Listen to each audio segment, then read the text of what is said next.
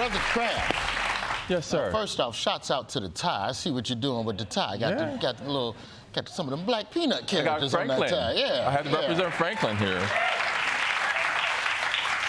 What did you read growing up? I'm always interested about that with authors. Like, what got you into the habit of reading? Like, because I was assigned a lot of books in school that I feel like I shouldn't have been reading. It was like Beowulf, Call of the Wild, Thompson, just white people running And you errands. didn't see yourself in that? I did not see myself in those books.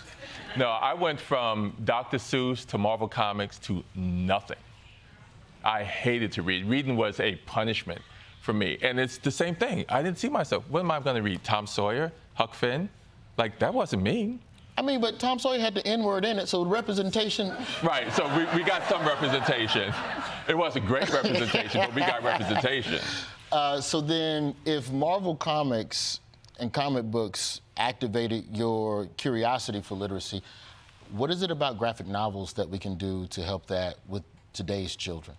The first thing I think we have to explain to some people is the term graphic novel does not mean a novel with graphic content. And that, you think that's not real, but there are people that think that. So they're like, I don't want my kid to read a graphic novel. It's a novel with graphic content. And they're like, no, that's not what it is. So we might have to change the name to just a big old comic book. That might make it a little better. I think with some of the education rates in this country, that's probably a good idea, brother. Right. Now, this book that you have, School Trips, a wonderful, wonderful book. It's about, black child out there doing this thing. Right. It's been banned in a bunch of places. First off, congratulations on being banned. Thank you. Congratulations. I know that must feel awful. I know that is a terrible feeling to write a book and then somebody go, oh, your book is too good. We can't let nobody read it. What was your thoughts and feelings when you first found out about that? I was disappointed. I was sad for the kids because, this book, this is my first book, New Kid. Mm-hmm. It's the first graphic novel, only graphic novel ever to win the Newbery Medal, right?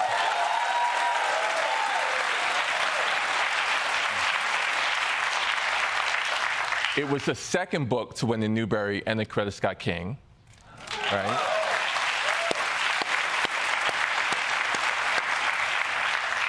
And the only book ever to win those two and the Kirkus Prize, right? So not the only black book, the only book, not the only black book.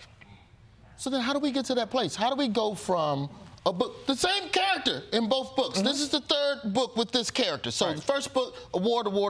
Right. This book, people go CRT. Right. How is that classification even fair with the literature that you've been creating? Fair. You are funny, fair. I mean, like that's the point of it. It's like from a kid who hated to read and was told that comics would rot his brain to grow up, born in Harlem, grew up in Washington Heights, and to have this book, which should be an after-school special. My life should be the after-school special. A reluctant reader who grows up to, there's a movie in the works with this book, okay?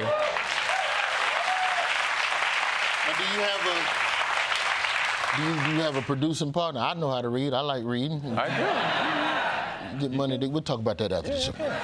But it's like 13 different languages, so they can read it in Albanian, Romanian, Greek. They just can't read it in Texas.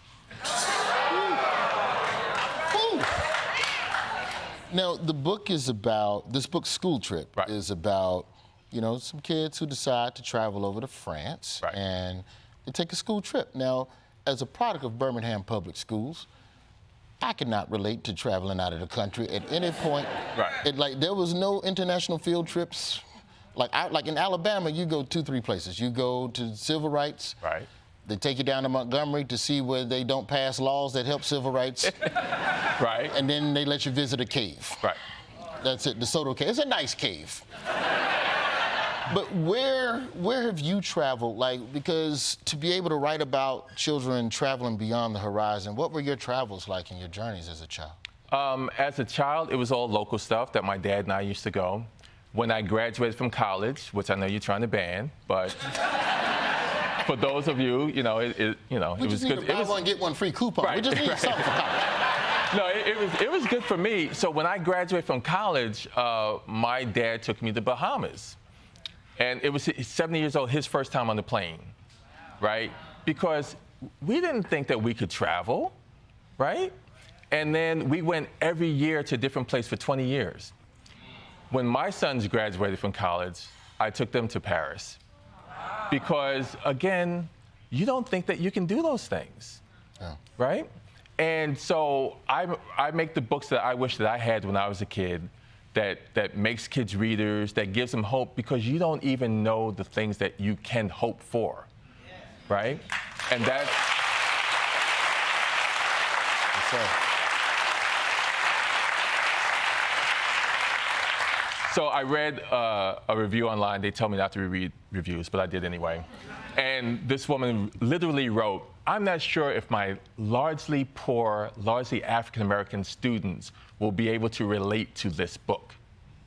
So I'm like, but you're saying a kid can relate to a kid who goes to wizard school, flies on a broom and waves a wand, but you can't picture these black kids going to Paris, so you're not going to let them see the book. That's worse than being banned. How do we get people also to understand? Because to me, the issue with CRT as well, I think it's been twisted into this idea that these are black authors writing about black stuff specifically for black people. How do we get people to also understand that these books are for everyone to read? Right. It's not about